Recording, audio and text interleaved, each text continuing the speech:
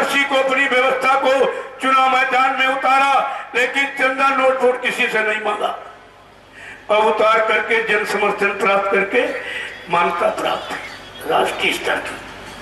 आपको कोई व्यवस्था बनाने की क्या जरूरत है? और फिर ये भारत कृषि प्रधान देश है, 90% काश्तकार हिंदुस्तान में है और काश्तकारों तो जिंदा कौन रहेगा?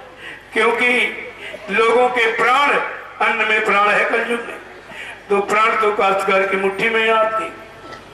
तो कहा था इन काश्तकारों के लिए व्यवस्था बना दी जाए, तो भूमि ज्योतक संगठन बनाया और चुनाव मैदान में उतार करके जन समर्थन प्राप्त करके उसको भी मान्यता प्राप्त करा के रखवा दिया और कहा बच्चा ये मेरे दोनों ब्रह्मास्त्र हैं, मैं उस समय ब्रह्मास्त्र उठाऊंगा जब ये राजनीतिक लोग यानी ये सब हार जाएंगे, कहेंगे कि मेरे बस का मतलब यानी ये न्याय सुरक्षा मेरे बस की नहीं, रोजी रोटी मेरे बस की नहीं, महंगाई गरीबी दूर करना मेरे बस का नहीं, टैक्सों की भरमार खत्म करना मेरे बस का नहीं, चोरी डकैती कत्ल बलात्कार हिंसा मेरे बस की नहीं, तब बच्चा मैं अपना ब्रह्मास्त्र उठाऊंगा। और कहा ये धार्मिक लोग जो पूजा पाठ तीर्थ व्रत दान हवन जब तब ये गंगा स्नान करा रहे हैं, ये सब शुभ काम करा करके लोगों में सच्चा ईमानदारी नहीं ला पाएंगे, इनमें प्रेम प्यार मोहब्बत सेवा दया सदाचार परमात्मा की यादगार नहीं करा पाएंगे, इनको शाकाहारी सदाचारी ब्रह्मचारी नहीं बना पाएंगे, इनकी मानव बुद्धि में माँ बहन बेटी बहू की पहचान नहीं ला पाएंगे, तब बच्चा मैं अपना ब्रह्मास्त्र उठाऊंगा।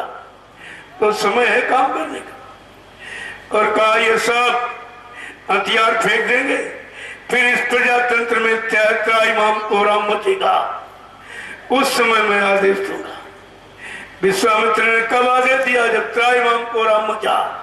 उस समय राजा जनक राजा था, जब वो रोने लगा तब गुरु ने आवाज काम के लिए उनको आदेश दिया। आज प्रजातंत्र में प्रजा ही राजा है, जब प्रजा चिल्लाएगी कि मेरी सुनने वाला कोई नहीं, न्याय देने वाला कोई नहीं, रक्षा हिफाजत करने वाला कोई नहीं, तब वो महापुरुष समय से आवाज निकालेंगे, अपने भक्तों को शिष्यों को आदेश देंगे। कहा था बच्चा मैंने टाट पहनाने का एक आदेश किया है, सुमुहूर्त घड़ी रखी और इसको उतारने का भी एक आदेश दूंगा, फिर इसके बाद एक काम का आदेश दूंगा। अभी तो कुछ नहीं हुआ और अपने मन से उसने उतार के फेंक दिया। गुरु के आदेश को पहले उतार के फेंक दिया, अब गुरु का आदेश बताता है कि हमको नामदान का आदेश दे गए। इससे पूछो कि नामदान का आदेश दे गए या कह गए टाट बोरा उतार के नामदान देना, ये कह गए थे। इससे पूछो, अभी इसके बाद जवाब नहीं निकलेगा। ये देखिए आप, जबकि कहा बच्चा मैं ये तपस्वी वस्त्र तुमको पहना रहा हूं, इसको पहनने का आदेश है, उतारने का भी आदेश होगा। पहनाने वाला ही उतार सकता है। और बीच में कहा था अगर कोई अपनी इच्छा से ये टाट बोरा पहन ले या अपनी इच्छा से उतार दे तो बच्चा उसको सत्संगी मत मानना, वो किसी समय कितना बड़ा धोखा दे सकता है। ये सब आपके सामने, आपको तो ध्यान में रखना चाहिए सब चीजें। अब तो इसने सुरक्षा कवच उतारा है, देखो क्या होता। अभी तो गुरु महाराज का वचन था, कुछ हो जाता तो उनको उन पर लांछन कलंक लगता कि बोरा पहनाया त्याग तपस्या के लिए हो गया। अब इसने मनमुखी होकर गुरु के का दिया हुआ वो फकीरी भेष और तापस भेष अब इसने उतारा है सुरक्षा कवच। देखो क्या होता है, आप देखते जाइए। सब आपके सामने सब चीजें ये जैसा आपको विचार करना चाहिए। तुम आप पूछते कि भाई 2007 में कह रहे हो नामदान को कह गए और 2010 में घर को जाने का वो नहीं है, वो आदेश नहीं था। अरे आदेश तो तुरंत बदल जाता है, कहे बच्चा घर जाओ, कहे नहीं नहीं कोई घर नहीं जाएगा, तुरंत आदेश खत्म हो जाता। आदेश तो समय का होता है। जब 2007 में कहा और इसके बाद 2012 तो कोई चर्चा नहीं हुई। गुरु महाराज के आदेश सब पत्रिकाओं में और 3 बड़े बड़े कार्यक्रम मथुरा में वहीं ऐलान कर देते थे अपने मन से अपने मुख से, और कहीं कोई चर्चा नहीं हुई। अब ये स्वार्थ की बात कह रहा कि हमको 2007 में आदेश कर गए, क्यों कि 2010 में 2 बार कहा इससे कि बच्चा घर जा, तेरे लिए आश्रम पर रहना ठीक नहीं, जा भजन कर घर में जा। फिर 40 आदमियों की लिस्ट बनाई जिन लोगों ने गुप्त मीटिंग की थी आश्रम के अंदर का, और ये मतलब अध्यक्ष था, ये इसने मीटिंग ली कि गुरुजी अब बेकार हो गए, इनकी बुद्धि भी फेल हो गई है, ये बहुत कमजोर हो गए, बहुत बुढ़े हो गए, अब रोज भी मारे रहते हैं, ऐसा न किसी को अंगूठा लगा दें या लिख दें तो हम लोग जो इतने दिनों से रह रहे हमें आपको क्या मिलेगा। फर्स्ट इन्होंने मीटिंग की कि बाबा जी पागल हो गए। स्वामी जी महाराज सुबह उठे, तुरंत कहा बच्चा मैं तो पागल हो गया हूँ, तुम ऐसा करो तुम सब लोग घर जाओ, तुम्हारा रहना आश्रम पर ठीक नहीं, सब लोग घर जाओ। किसी ने बात नहीं मानी, फिर दोबारा कहा अरे भाई तुम सब लोग घर जाओ, हमसे एक एक VIP गाड़ी ले लो और 10-10 लाख रुपया ले लो, तुम सब घर जाओ भजन करो, तुम्हारे लिए आश्रम पर रहना अब भविष्य में ठीक नहीं है। गुरुजी की बात किसी ने नहीं मानी और बल्कि इन लोगों ने क्या जवाब दिया कि हुजूर हम कहाँ जाएं, अब इतने दिन इतने साल आपके साथ रहे, अब हम कहाँ जाएं, ऐसा करें आप ही कहीं जगह बना लीजिए। देखिए आप जिनकी छत्र छाया में रह रहा, यानी चना इतना बरियार की बाढ़ को बोल रहा, यानी जिनकी छत्र छाया में, जिनकी VIP व्यवस्था में रह रहा, इनको इन बेशर्मों को शर्म नहीं लगी, इन निर्दयियों में दया नहीं आई कि जिसकी छत्र छाया VIP व्यवस्था में ऐसो आराम कर रहे, आज हम इसी से कह रहे तुम कहीं जगह बना लीजिए। तब से गुरु महाराज गाड़ी पर रह रहे, गाड़ी पर रहना, गाड़ी पर सोना, गाड़ी पर खाना, गाड़ी पर नहाना, ये आप बताइए ये जेल से बढ़कर तनाई सजा दी गई कि नहीं दी गई इनको? फिर इनको कैसे आप कहते, ये कैसे, ये सब आपके सामने जो ये कह रहा 2007 में नामदान को, अगर मैं इसका राज खोल दूं तुम इस पर थूकोगे नहीं, इस व्यक्ति पर जिसने सर्वप्रथम गुरु महाराज को जहर दिया और रांची रस्सियों में बांधकर पागल ठहराकर गाड़ी में डालकर रांची ले गया डॉक्टर सैनिक के पास और कहा गुरुजी पागल हो गए। उन्होंने कहा ये क्या कह रहे हो, जिन्होंने तमाम पागलों के सर पे हाथ रख के ठीक कर दिया आज उनको कहते हो पागल हो गए। तब तक गुरु महाराज ने आंख खोल दी, कहा बच्चा हमको यहाँ क्यों ले आए हो। बस उसी समय से ये लोग सशंकित हो गए, ये राजगुरु महाराज संगत में कभी खोल देंगे, हमारा क्या होगा।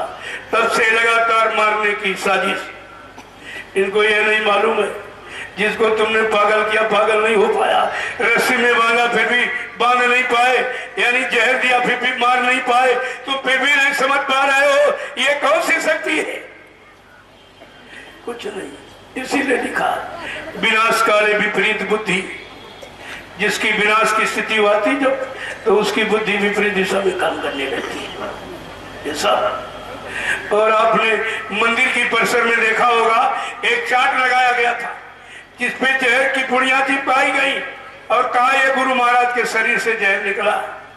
ये बताओ जहर मारने के लिए होता कि जिंदा रखने के लिए। और पूछा गया भाई किसने दिया, स्वयं महाराज ने कहा सब तुम ही लोगों ने दिया, ये सब तुम्हारा दिया हुआ। इन लोगों ने फौरन मोड़ दिया कि तुम लोग बड़े बड़े नाखून रखा के आते हो और चरण स्पर्श करने टाइम तुमने नाखून मार दिया, गुरु को जहर जहर चढ़ गया, नाखून से इतना जहर चढ़। पहले ब्याह देखिए ये सब हुआ है, कितनी सजा दी है, कहा था चोर डकैत कतली को भी इतनी सजा नहीं मिली जितनी इन लोगों ने दी है। ये तो सब राज आपके सामने खुलेगा। मैं भी जितना हुक्म आदेश होता उतनी बात कही जाती है। और एक बात मैं जरूर पूछूंगा आपसे, आप ये बताइए कि सत्संग के दौरान कभी गुरु महाराज के मुख से आपने उज्जैन का नाम सुना था? फिर ये सारी लीला उज्जैन में क्यों हो रही है? ये भी राज है, मालूम तो हमको है, लेकिन वो बात अभी नहीं। हमने उनसे प्रार्थना की है कि अभी वापिस आप लौट आइए, जो कुछ कर डाला स्वार्थ लोभ लालच के लिए, सजा पाने के लिए इतना ही तुम्हारे लिए काफी है। अभी तुम पीछे लौट आओ और चुपचाप भजन करने लगो। ये दयालु है, माफ कर देंगे, लेकिन अगर अपनी स्वार्थपरता का और तुमने ये रास्ता छोड़ा नहीं तो ये दयालु है, लेकिन ये संगत दयालु नहीं है, ये सजा दे देगा। ये वो भारत की जनता है जब जब ये जाग गई, बड़े बड़े राजा महाराजा बादशाहों को एकदम कान पकड़ के गति से उतार दिया 1 मिनट में। यही भारत की जनता है जब वीर शहीदों ने कुर्बानी दिखा दी और इसमें जब सच्चाई जाग गई तो अंग्रेज बहादुर थे, न्यायी थे, लेकिन 12 बजे रात को देश छोड़ के भागना पड़ा। ये भारत की जनता है। तो मैं अभी इनको गुरु प्रेमियों को जगा देता हूँ, इनको गुरु के वचन सुनाकर इनको जगा देता हूँ। ये सब 60 साल का हिसाब मांग लेंगे, हमें कुछ नहीं करना, न निंदा न बुराई करता हूँ, लेकिन हकीकत को कोई बुराई कहे वो बात नहीं, सत्य तो सत्य ही है। और ये सच्चाई के लिए तो अच्छाई बुराई बताने के लिए तो स्कूल कॉलेज खोले गए, अच्छाई बुराई समझाने के लिए थाने कचहरी कोर्ट न्यायालय बनाए गए। ये तो संतों का दरबार है, सच्चा दरबार गुरु का, झूठा टिके न कोई, ये सिद्धांत है। तो आप ये सब देखिए भी क्या होता, और इनसे पूछते रहिए कि भाई नामदान का अधिकार दे गए थे कि ये भी कहते हैं कि मंदिर उज्जैन में बना, खितौरा मथुरा में जगह खत्म हो गई, जो जहाँ चरण पड़ी चरण रच धूली को बना दिया महापुरुष, उस पर अभी कोई काम नहीं हो सकता, सब खराब हो गई, वो भूमि नहीं। अरे अभी तो मथुरा वाला मंदिर आधा ही बना, कहा बच्चा 8 आने काम हुआ, जो मेन दरवाजा गेट उस मंदिर का होगा नक्शा बना रखा, गुरु महाराज ने दिखाया था, कहा देखो बच्चा ये जब मेन गेट बनेगा ये 21 गुम्बद का होगा, ये विश्व की प्रथम इमारत और विश्व के लोग इसको देखने के लिए आएंगे। ये भूमि इतनी पवित्र है, जब विदेशी आएंगे जब जिस भूमि पर कदम रखेंगे तो इसको प्रसाद समझ करके और मुंह में डालेंगे और शुद्ध पवित्र समझकर माथे पर तिलक लगाएंगे और प्रसाद समझकर रुमाल में बांधकर अपने देश को ले जाएंगे। ये विश्व का पर्यटक होगा स्थल। अभी कुछ नहीं हुआ, अल्लाह मचा दिए वही चले गए। ये सब कौन करेगा?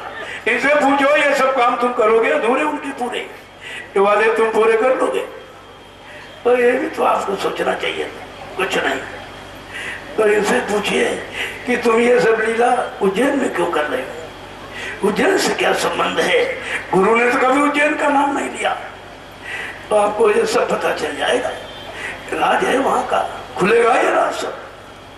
लेकिन आप देखते रहिए, अगर तुम जानकारी करने लगो तो हो जाएगी जानकारी कि वहां ये जमीन किसके नाम ले रहा, ना इसकी शादी हुई ना इसके बच्चा भी है, ये किसके नाम जमीन खरीद रहा है, क्या कर रहा है, ये सब आपको पता चल जाएगा। ये टीवी का मरीज एक फेफड़ा है इनके, स्वामी जी महाराज ने इसीलिए शादी से इनकार किया और अपने साथ रखा इनको, और 2 बार इनको जीवन दान दे चुके। आप सोचिए, जिसने जिंदगी दी हो आज वही व्यक्ति गुरु के जीवन हरण की बात कर रहा। हमने कहा तुमको शर्म नहीं लगती कहने? कोई जिंदगी दे सकता है, कोई मौत से बचा सकता है, गुरु ने व्यक्तिगत तेरे लिए ये भी काम किया और फिर भी तूने गुरु को मौत के घाट उतारा। क्या किया तूने? तो ये सब आपके सामने होके गुजरेगा। तो ये पूछने लगे अभी रात खुल जाएगा। हमारे यहाँ गद्दी का भी इतिहास बना हुआ, ये भारत देश है, यहाँ पर कितने राजे महाराजे बादशाह, गद्दी के सब इतिहास बने पड़े।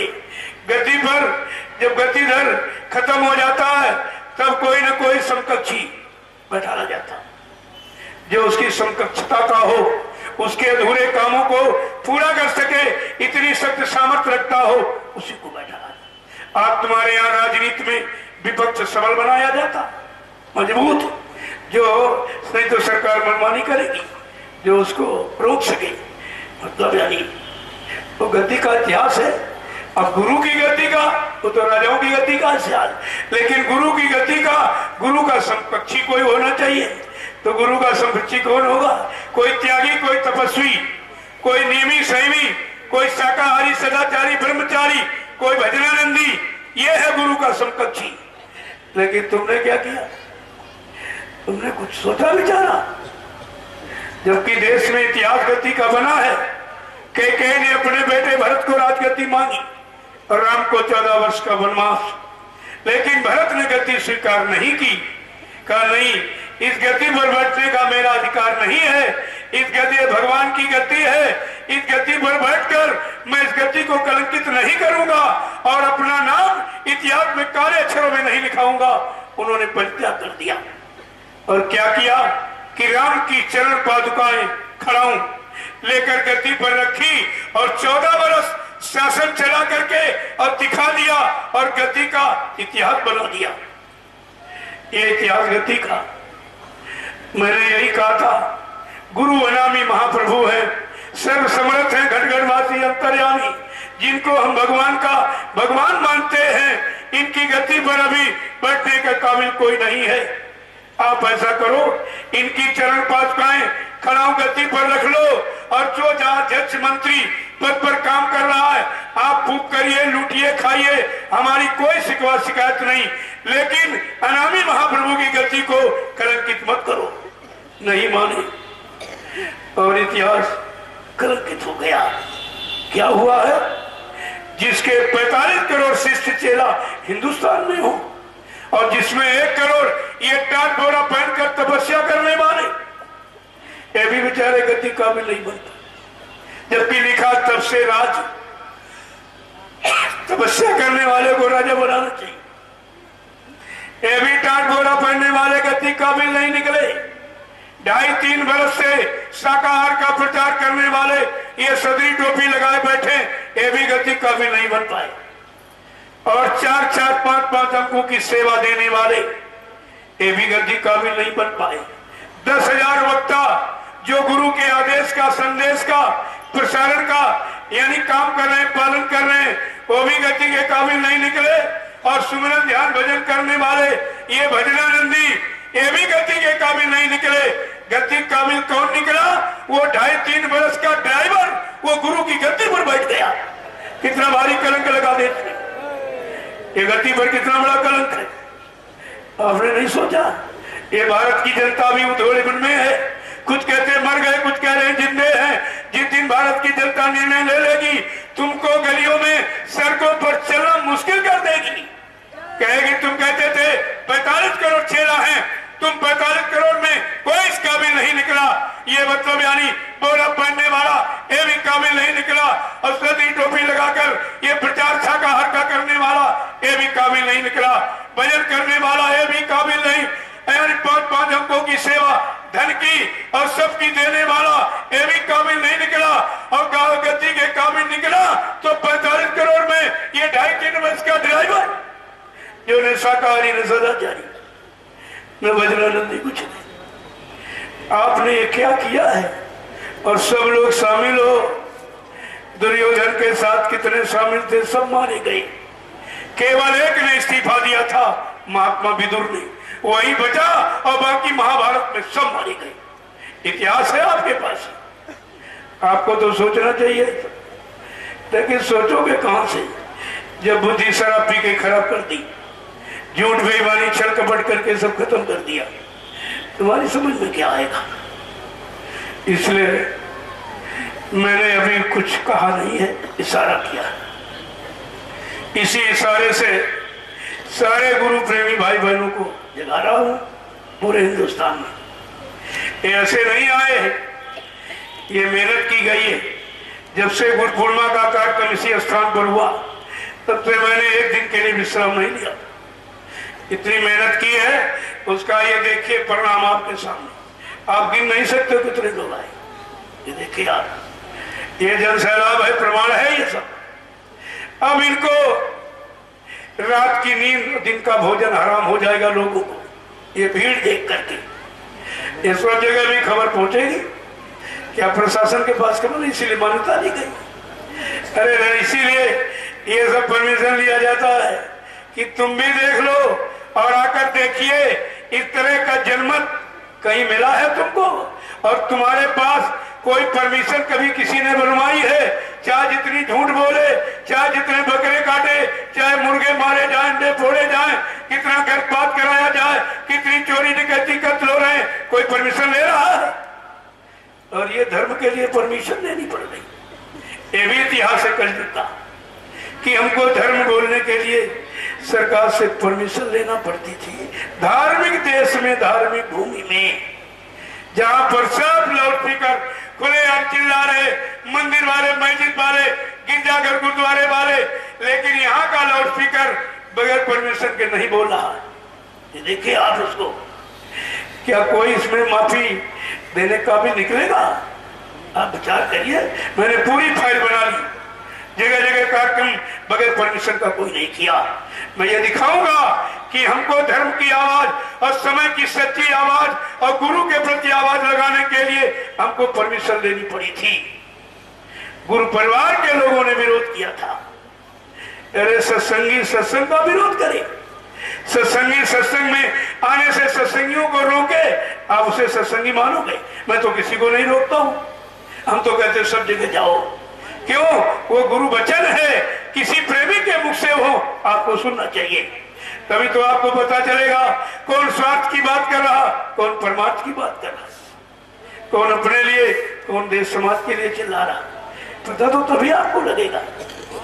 एक एक चीज मैंने खोल करके सब रखती है और कोई निंदा आलोचना बुराई किसी की नहीं है।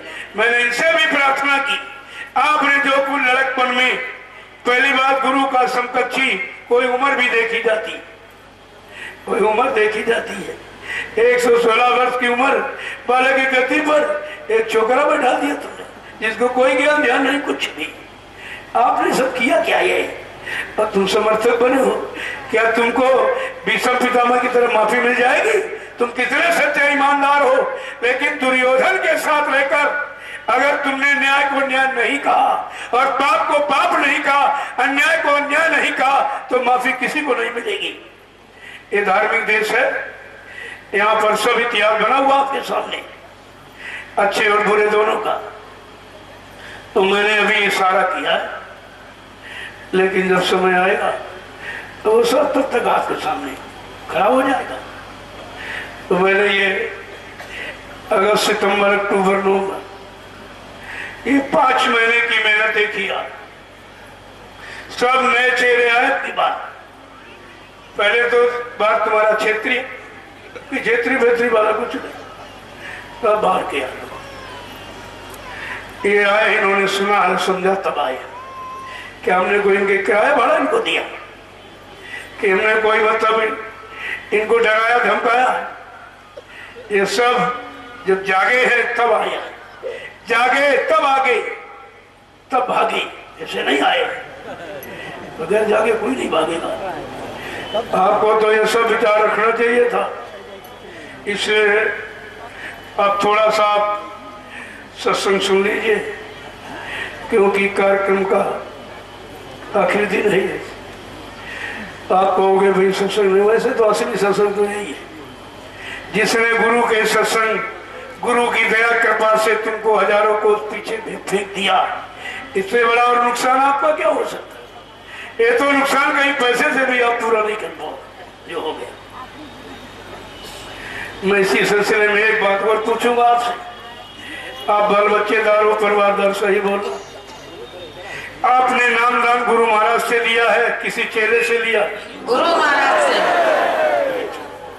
आपने नामदान गुरु महाराज से लिया या किसी चेले से लिया है? गुरु महाराज से लिया है। आपका हाथ गुरु महाराज ने पकड़ा या किसी चेले ने पकड़ा है?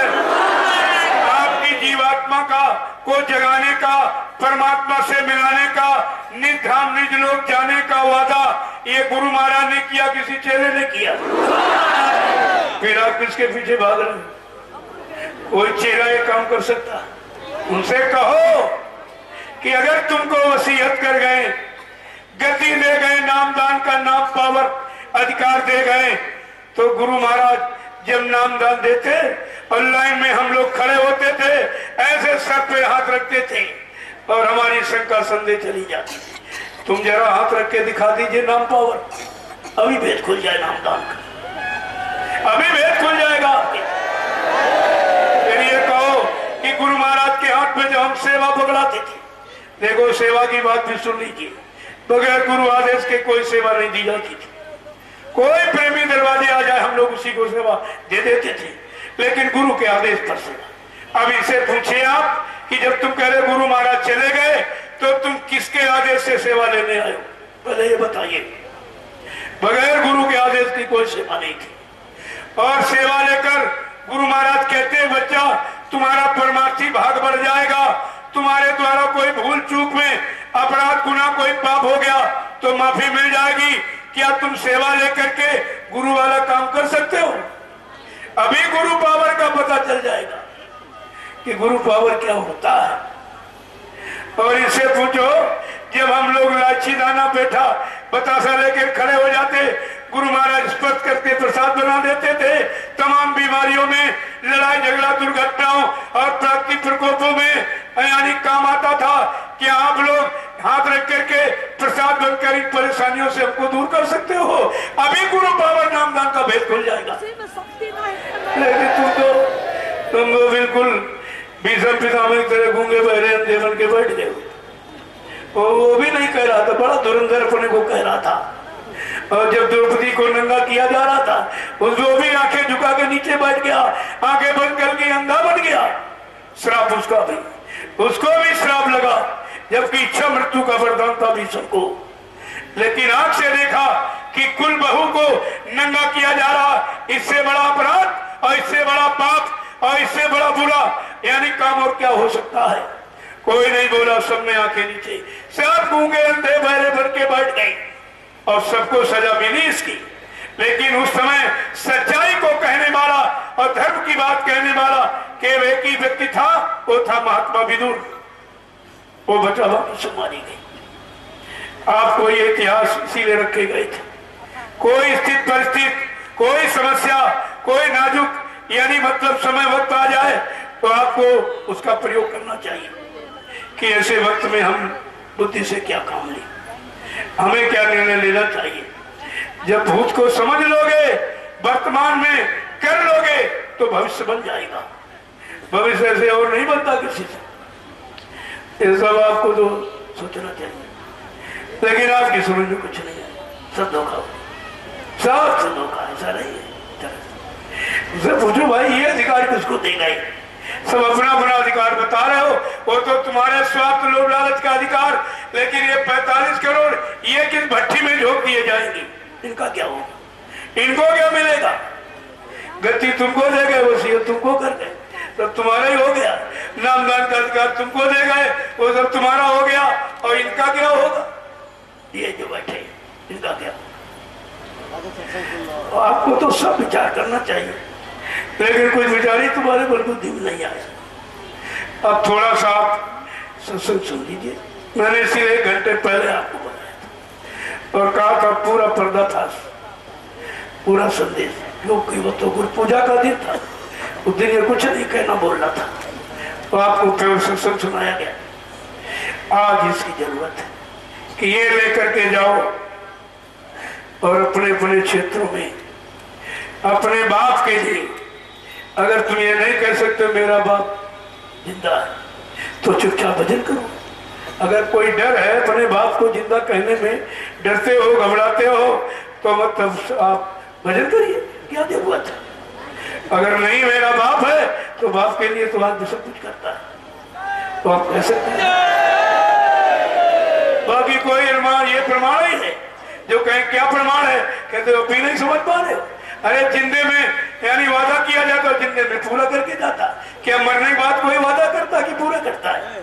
ये जिंदगी तो क्या है, यही जीवित का प्रमाण है और तुम मुर्दे का प्रमाण। एक जाली सर्टिफिकेट बना के रखा गया, हमको परसों दिखाया गया था, यानी मौत का जाली सर्टिफिकेट।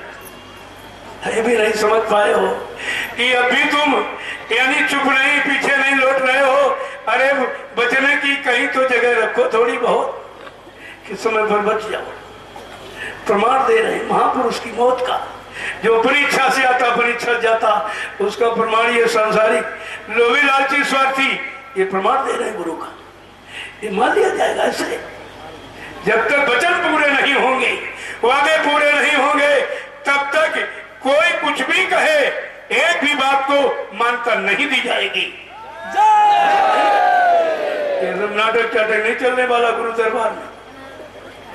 तो इसलिए अब आप थोड़ा सा सत्संग सुन लीजिए। देखो ये भारत देश, ये धार्मिक भूमि, मजहबी मुल्क है। यहाँ पर सब प्रकार की धर्मनिरपेक्ष राज्य। ये हिंदू राष्ट्र घोषित नहीं है, धर्मनिरपेक्ष राज्य कहा जाता है। जबकि हिंदुस्तान नाम रखा गया, लेकिन हिंदू राष्ट्र की मान्यता इसको नहीं है, धर्मनिरपेक्ष राज्य कहा जाता है। तो वो धार्मिक भूमि के नाते कहते हरि के 1000 नाम, करोड़ों नाम विष्णु भगवान के, अनंतों नाम परमात्मा के। भगवान नाम में शक संदेह आपको नहीं करनी चाहिए। तो आज हिंदू मुसलमान ये तो सबकी जमीन है, सब इसी धरती पर पैदा हो रहे हैं और यही शरीर है चमड़े का सबके पास, और इसी चमड़े शरीर को चलाने वाली चेतन जीवात्मा रूप जो भगवान खुदा का अंश है वो भी उसी की। तो फिर मतभेद कहां पर है? हाथ रख के बताओ कि हम हिंदू हैं मुसलमान शरीर से, कहां पर कह रहे हैं?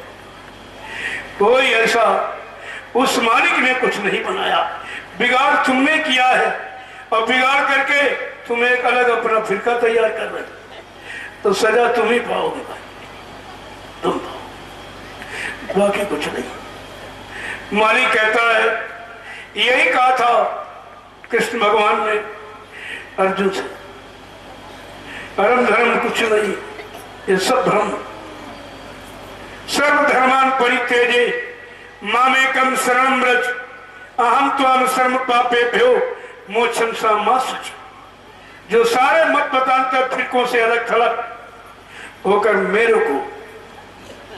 को पता है, मेरे को मानता है, मेरे को पूछता है, वो मुझको पता है, वही मुझको पता है।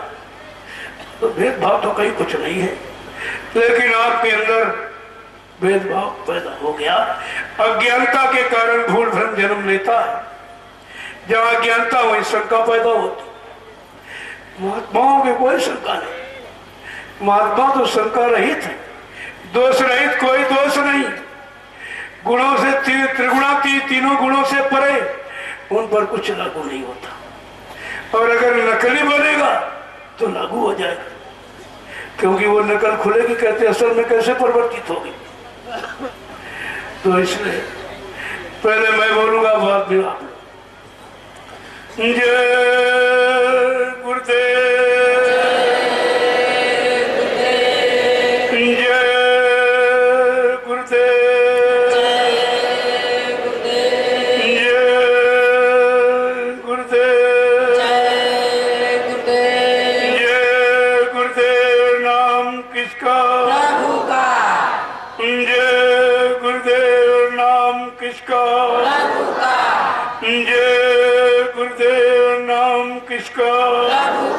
प्रभु का प्यारा नाम। समर्थ दाता दयालु पूज्य स्वामी जी महाराज आज देश के कोने कोने से, विभिन्न प्रांतों से, जिलों से, तहसील, ब्लॉक, कस्बा, शहर, गांव, गली से आए हुए समस्त सत्संगी भाई बहन, आसपास के गांव में आवास निवास करने वाले समस्त धर्म प्रेमी माताएं, बहनें, पुरुष, देवी देवता, मंदिर मस्जिद पर आस्था विश्वास करने वाले हिंदू और मुसलमान, आज बड़े ही सौभाग्य का दिन है। ऐसी पावन घड़ियां किसी किसी को कभी कभी यदा कदा नसीब होती है, जब मुर्शिद कामिल फकीरों की दया और कृपा मेहरबानी हो जाती। नहीं, ये घड़ी ऐसे नहीं मिलती, ये उनकी दया दुआ का प्रमाण है। तो आप लोग एक एक वचन को सुनिए। तुम खुदा कहो, भगवान कहो, ये दिल का भाव तुम्हारा है, उसमें कोई फर्क नहीं, कोई अंतर नहीं। न शरीर के अंदर जीवात्मा जो चला फिरा रही, बोल रहे हो, काम कर रहे हो, वो भी उसी खुदा परमात्मा का शक्ति है। और ये शरीर जो चमड़े का खोल एक कवर है, ये भी परमात्मा खुदा का बनाया। तो फिर जात पात कहां से लागू करो? वो तो एक व्यवस्था थी। जैसे एक फैक्ट्री को चलाने के लिए कोई फैक्ट्री मिल चलाते हो तो चौकीदार से लेकर और जितने अधिकारी कर्मचारी सबका अलग अलग नाम दिया गया। लेकिन जब अपने घर गृहस्थी में जाता है, न चौकीदार, न कैशियर, न क्लर्क, न मैनेजर, सब माता पिता। ये एक व्यवस्था चलाने के लिए ये अलग अलग तुमको बना दिया। एक काम हर आदमी अब नहीं कर सकता, जरूरत पड़ती है।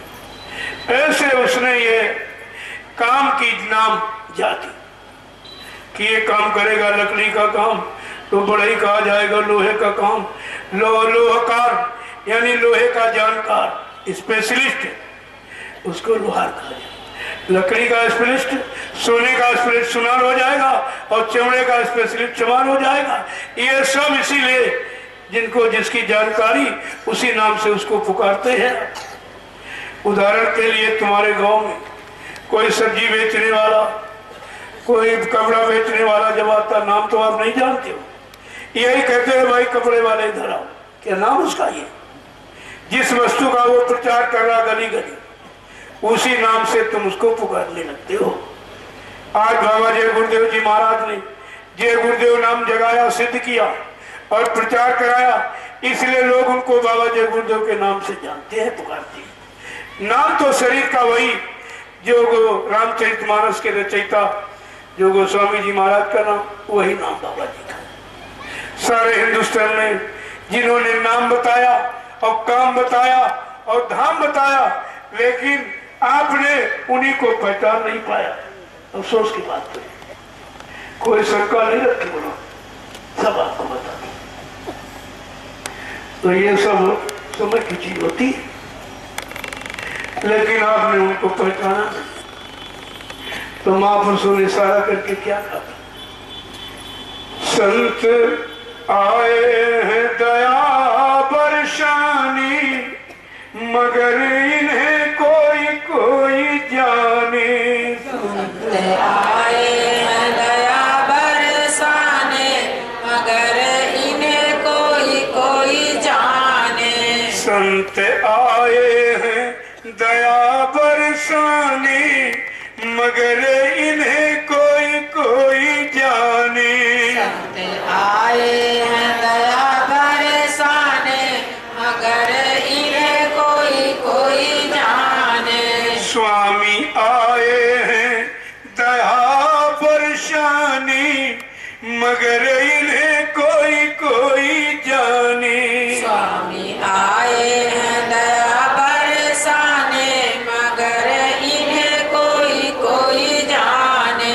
कहते ये शक्तियां आती कब है कि जब जब होवे धर्म की हानि, जब जब होए धर्म की हानि। बढ़े असुर अधम अभिमानी, बढ़े असुर अधम अभिमानी। आज लेकर मनुज रूप आने, मगर इन्हें कोई कोई जाने। आज लेकर मनुज रूप आने, मगर इन्हें कोई कोई जाने। आज लेकर मनुज रूप आने, मगर इन्हें कोई पहचाने। आज लेकर मनुज रूप आने, मगर इन्हें कोई कोई पहचाने।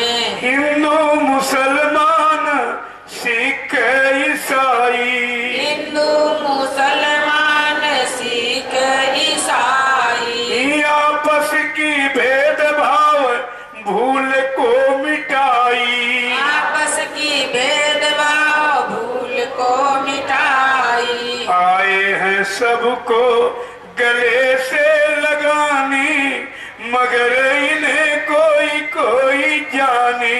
आए हैं सबको गले से लगाने, मगर इन्हें कोई कोई जाने। सतगुरु आए हैं दया बरसाने, मगर इन्हें कोई कोई जाने।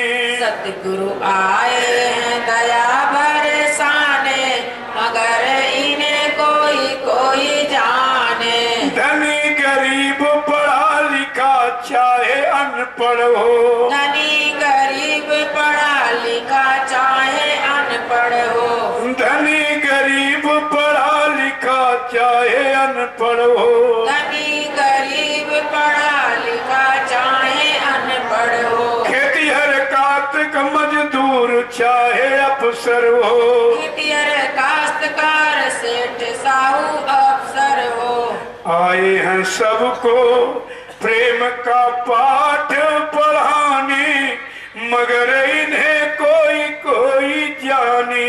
आए हैं प्रेम का पाठ पढ़ाने, मगर इन्हें कोई कोई जाने। स्वामी आए हैं दया परेशानी, मगर इन्हें कोई कोई जाने। स्वामी आए हैं दया बरसाने, मगर इन्हें कोई कोई जाने। सतगुरु आए हैं दया बरसानी, मगर इन्हें कोई कोई जाने। सतगुरु आए हैं दया बरसाने, मगर इन्हें कोई कोई जाने। नाम दान की लूट मचाई, नाम दान की लूट मचाई। और निज घर जाने की राह बताई। निज घर जाने की राह बताई। नाम दान की लूट मचाई, नाम दान की लूट मचाई। और निज घर जाने की राह बताई। निज घर जाने की राह बताई। आए हैं सबको लिवाने, मगर कोई कोई इन्हें जाने। आए हैं सबको लिवाने, मगर इन्हें कोई कोई जाने। आए हैं सबको बुलाने, मगर इन्हें कोई कोई जाने। आए हैं सबको बुलाने, मगर इन्हें कोई कोई जाने। स्वामी आए हैं दया परेशानी, मगर इन्हें कोई कोई जाने। स्वामी आए हैं दया बरसाने, मगर इन्हें कोई कोई जाने। कहते आए लेकिन कोई कोई